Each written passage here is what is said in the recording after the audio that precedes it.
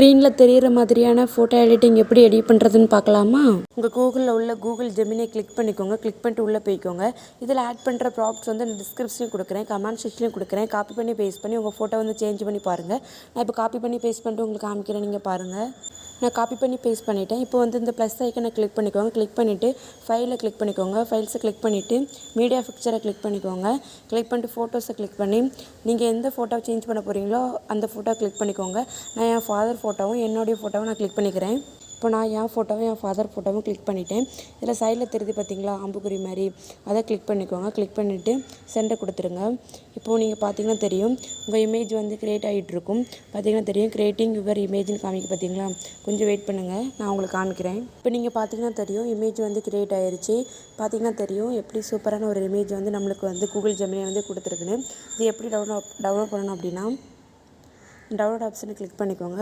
இதில் வந்து downloading full size இருக்குது பார்த்தீங்களா. இப்போ டவுன்லோட் ஆகிட்டுருக்கு, டவுன்லோட் ஆகிருச்சு. இப்போ நான் வந்து ஃபோட்டோவை கிளிக் பண்ணி உங்களுக்கு காமிக்கிறேன்.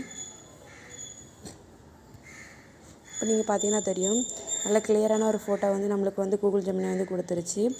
இதேமாதிரி யூஸ்ஃபுல்லான வீடியோ வேணும் அப்படின்னா நம்ம சேனலை சப்ஸ்கிரைப் பண்ணிக்கோங்க. தொடர்ந்து சப்போர்ட் பண்ணுங்கள். தேங்க்யூ காய்ஸ், தேங்க்ஸ் ஃபார் வாட்சிங்.